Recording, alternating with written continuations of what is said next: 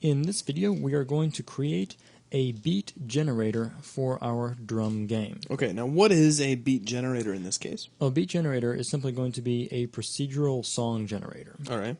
Up until now, the only way we have created an actual song inside of our game is here inside of the screen game class inside of Reset. We put together a simple loop that looks at a span of ticks and mathematically generates a rhythm. And it stands to reason you wouldn't want this code to stay inside of the game screen class. Exactly. Once we get a real game in place, the idea is that the game screen is actually going to be loading songs out of files to bring them up for play. Now, it is still very useful to have code like this available, to be able to easily generate a rhythm of any given length. Just nice if we could contain it within a specific class. Exactly. So we're going to do just that. We're going to make a class called BeatGenerator, and we're going to move this code, and we're also going to add a handful of new rhythms to that class. Cool. So that we can easily call upon the beat generator to give ourselves a rhythm of any given length, but we'll have it nicely tucked away so that we can gain access to it only when we need it. Now, to get started, let's jump over here to our game folder, and we'll add a new class. We'll call this class BeatGenerator. We'll drop this in, and we're starting to get into a scenario where we have a lot of classes open, so let's close out all except the game screen. So close all but this, and bring our beat generator back up. So now we're looking at only screen game and beat generator. Inside of the beat generator class, let's clean things up a little bit by taking out our sub namespace, and we are also going to mark the beat generator as being static. So we'll have a static class. Now inside of the beat generator, we did mention that we want to be able to generate different kinds of beats from within the same class. So the way we will set up the beat generator is we'll have a series of methods, and each method will be responsible for creating a specific type of rhythm. So we can make a set of methods, and we can call them generate beat for each one. So if we're going to have, say, 3 different rhythms, we could make methods called generate beat 1, generate beat 2, and generate beat 3. So each one of these, quote, procedural songs will be its own method. That's right. Okay. So we just, if we want a specific kind of rhythm, we just reach into the beat generator and invoke whatever specific beat generator we would like. Okay. So let's begin with the first one. Inside of beat generator, let's make a public static method. We'll have void as the return type, and the method itself will be called generate beat 1. Now generate beat 1 is going to need to take in some parameters, since we're not actually returning anything, so we're not creating a song and returning it. What we're going to do is we will require a song to already be in existence. We'll pass that song, preferably an empty song, into the generate beat method, and then generate beat will fill that song with notes. Okay. That means we need to pass in a song reference, so we'll pass in a parameter of type song, which we will call song. Now, just like we did in the screen game, we had a scenario where we set up our loop to loop over a number of measures, tick by tick. So we looked at a single measure's worth of ticks and then multiplied that by a measure count. We can set up a similar scenario in our generate beat method by giving ourselves an integer called measure count here in the method signature.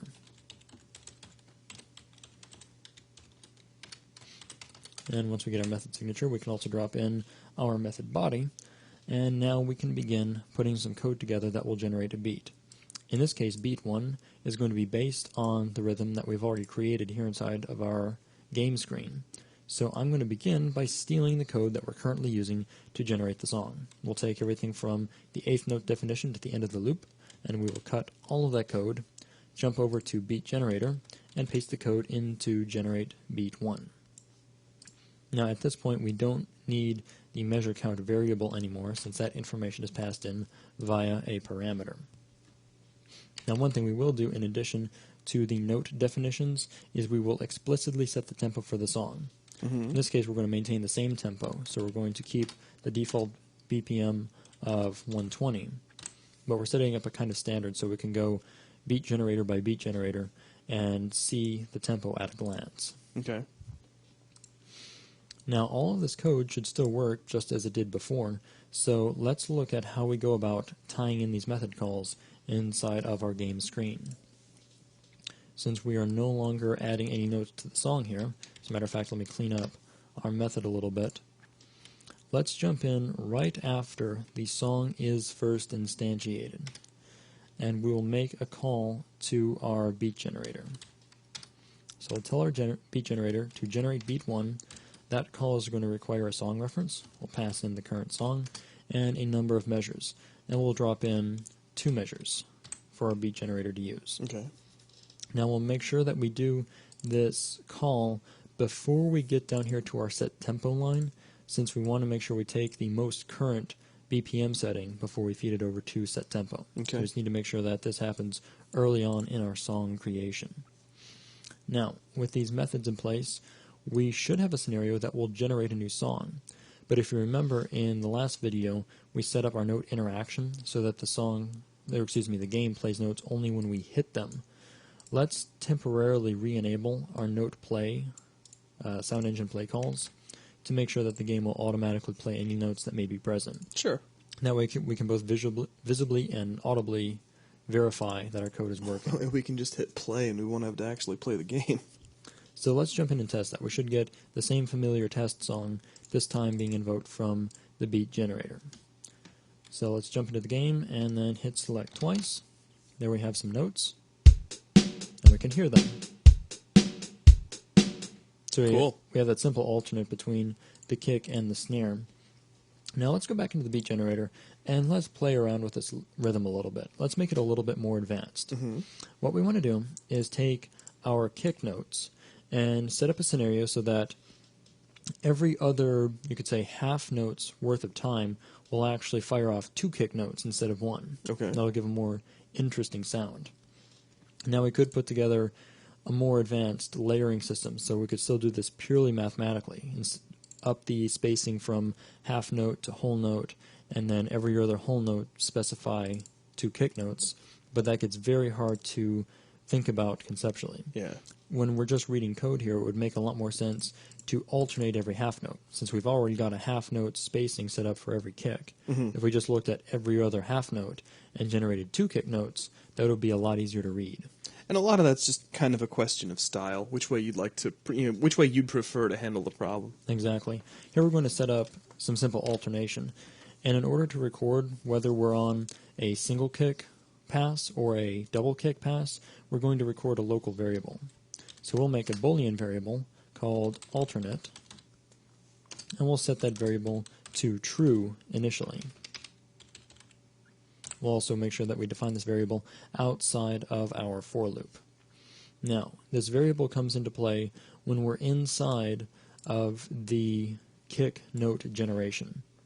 And we generate kick notes whenever this condition is true, whenever our tick evenly divides into a half note. Mm-hmm.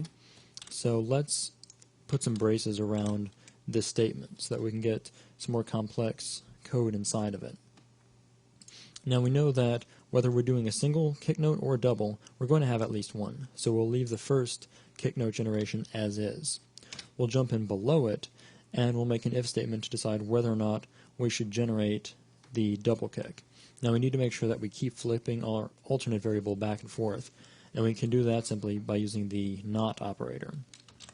We can take our alternate variable and set that equal to not alternate, and then every time we generate a half note, we'll also flip the value that's inside of alternate. So now we just need to check and see what the current status of alternate is. Exactly. So we put together an if statement, say if alternate, then we are on an alternate pass, and we can generate a secondary kick note. So we can copy the code for the existing kick note, drop it in place. Now we do want to make sure that we don't drop the kick notes directly on top of each other. Mm-hmm. Again, we'd like about an eighth note's worth of spacing between them. So before we generate the second kick note, we'll offset tick by an eighth note. Cool. And that should space out the notes a little bit. So let's build and run the game and see what this is looking like. If we jump into single player and select again, there we have the double kick notes. Cool. So that gives a little bit more complexity to the rhythm that we're generating.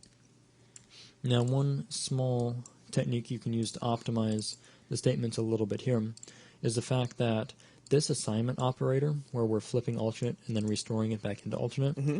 this operator, in addition to doing the assignment, also returns the value that has occurred from this operation. Gotcha. That means we could streamline the whole operation by actually taking the assignment and running it within the if statement. Yeah, exactly. Run the assignment operation inside of the if statement, since we'll use equals to store alternate, but the overall result of this whole expression is the same as whatever just got stored in alternate. Gotcha. So we can actually check that and flip it essentially at the same time. So that will tighten up the code a little bit here, and if we run the game, we should get the exact same result. Yep. So, very nice. Very cool. I like it. Well, that seems to be working well, so let's put together a couple more rhythms. Okay. Let's make a rhythm that's similar to one of the ones we created in the music demo, the one where we had a much faster series of kick notes, and then simple subdivisions of that note for our snare and our hi-hat. So let's put together a brand new generate beat method. So let's see. We'll jump in right below the current generate beat method. Actually, let's jump up here. You know, to make this a little bit easier, I'm going to start by copying the entire method, since there are going to be a lot of similarities between each generated beat. Okay. So we'll copy the whole method, paste it in, and we can call the copy generate beat 2. We'll leave our note definitions the same. We'll need a half note, a quarter note, and an eighth note. We'll change the tempo to a BPM of 180, and we'll remove the alternate check altogether. So we'll pull alternate out of the mix, and we'll also pull it out of the mix in the case of a half note check. Matter of fact, we can pull the braces out as well to simplify this, so we have a simple set of 3 different if statements. Now let's address the eighth note, space note first, and we'll change the actual note that gets dropped to be a kick note. So all of our kick hits will all be at an eighth note spacing. Now let's change our, let's drop in our hi-hat at a spacing of a quarter note. Okay. So let's pull out this offset here. So we just take tick, but let's drop this note span down to a quarter note, and then let's add in hi-hat hits every quarter note. And finally, we'll have a snare hit spaced out every half note, but let's offset the tick occurrence a little bit. So we'll add tick plus quarter note to give ourselves some spacing. And really, that should be it. Again, we're just changing the tempo and then setting up different notes at different note spacings. Mm-hmm. Now to test this out, we can jump into our game screen and change our call to generate beat 2 instead of generate beat 1, and let's see what happens. We'll jump in and play. So, much faster tempo and a completely different rhythm given by our various notes. So you can see how, even though the code is very similar, you can get a lot of interesting results just by assigning, you could almost say, multiples of each individual kind of note. It sounds nice too. So now that we've seen how we can create and easily duplicate these methods, let's address one more thing. So far we've created all of our songs or our rhythms at 4/4 timing. Mm-hmm. We haven't changed the default time signature. If we look all the way back to our song class inside of core, we've got these set of tick values, the ticks in a beat, the beats in a measure, and so forth. Right. And all of these have been set up so that they default to 4/4 timing. Mm-hmm. What if we wanted to set up a rhythm at a compound time, let's say 6/8 time? Okay. So we'll make things a little bit more advanced. Would you have a separate version of the song class, or would you just write a conversion here inside BeatGenerator? We'd use the exact same song class. We would just change these values, the ticks in a beat and so forth, Okay. to match up to the specific time signature. In this case, we're going even beyond that, and we're going to address a compound time signature. Okay. So let's begin with a new beat. Let's copy the current code for generate beat 2, paste it in to duplicate it, and we'll call this generate beat 3. Now we're going to create an additional kind of note, and we'll get into an explanation of exactly why here in just a bit. We'll make a note, an integer called dotted quarter note. And a dotted quarter note needs to be 1.5 quarter notes long. You could also say that that would be 3/8 notes long. So we can take the 8th note value and multiply that by 3. So, why exactly are we setting up that odd dotted quarter note? Well, in this case, we want to create a song that's set up at 6/8 timing. And to demonstrate the song, what we'll do is we'll set up snare hits every dotted quarter note, and then we'll put 3 hi-hats in between that.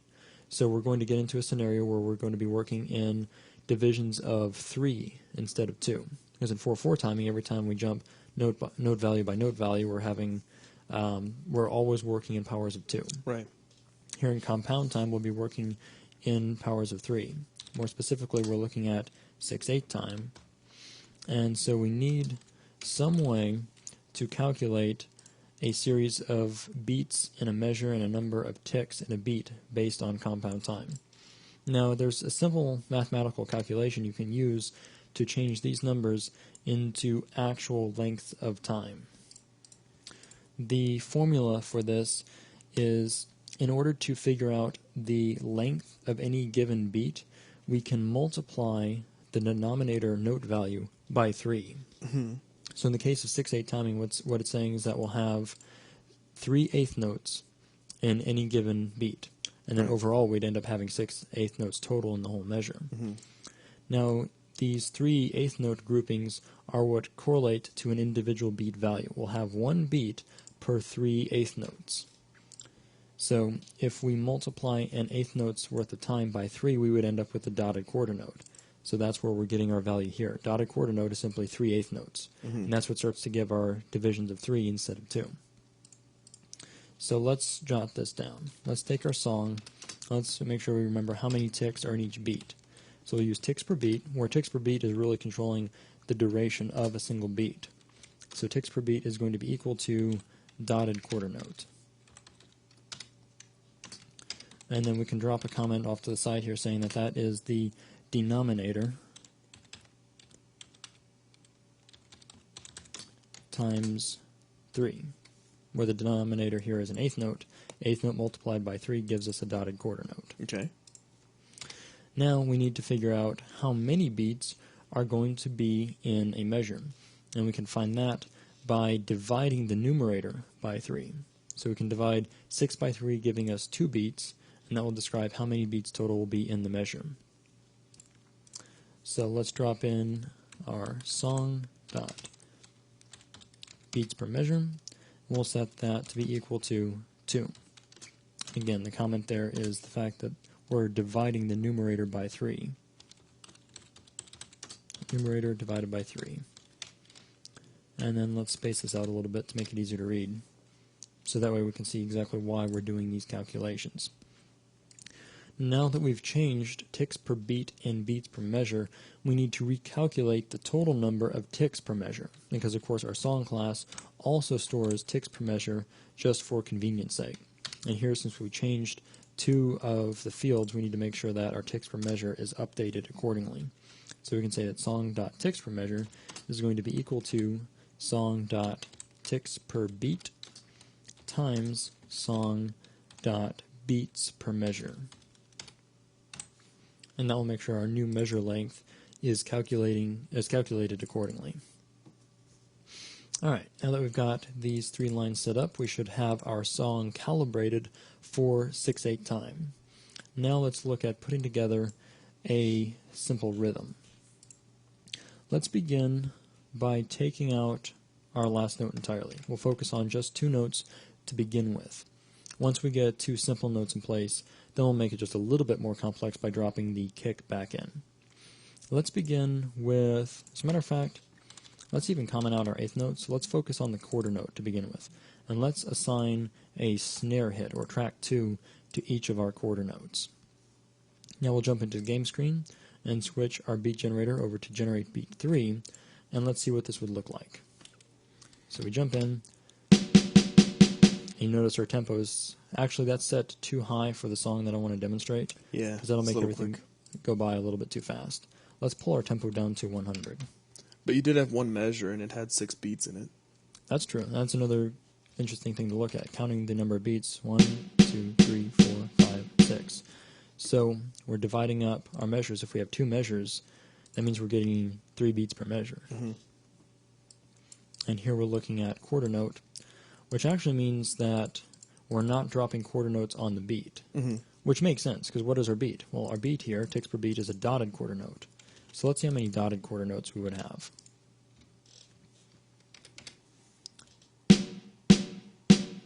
And there we have 4. So if we have 2 measures, that's going to be 2 dotted quarter notes per measure, or we could say 2 beats per measure. And then that is set here accordingly with our beats per measure setting. Now in order to see how this would sound against some faster notes, let's drop in eighth notes in between each of our dotted quarter notes. So let's bring eighth notes back into play and just see how eighth notes drop into our current timeline. Also, I'm going to change the notes that get dropped to track 1 to indicate hi-hat. So now if we jump in,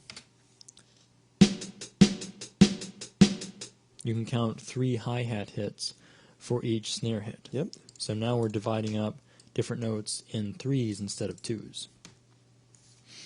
Now let's do one last thing to make the pattern sound a little bit more interesting. Let's alternate between snare and kick for our dotted quarter notes. So let's take the dotted quarter note check. We'll drop in some braces so we can put some more statements inside, and let's alternate back and forth. And to do that, once again, we'll drop in a Boolean value, and again we'll call this alternate, and set it to true initially. Then inside of our dotted quarter note check, we can put together an if statement, and we'll do the same scenario as before. We'll run an assignment operator, and then we'll check the result of that assignment. So we'll say if alternate, and then we'll do the assignment. So alternate is going to be flipped. Alternate equals not alternate. Then this statement will of course return and be checked by the if statement. So if we are on an alternate hit, then we will drop in our snare notes. Now if we're not on an alternate hit, we can drop in an else clause, and we can duplicate our note adding line, and we can instead drop in a kick note. Gotcha. Let's pull that back up, and let's see what this rhythm sounds like. We'll jump into the game. Nice. So now we have a much more interesting sounding rhythm, and we are in fact using 6/8 time to drive that rhythm. So now we can assign things in terms of dotted quarter notes, and our divisions are in terms of 3s. Very cool. So we've seen all kinds of stuff in this video. So now I would say that we have effectively demonstrated the use of our beat generator, all the while keeping our code very concise inside of the screen game class. So with that, that's going to wrap up this video.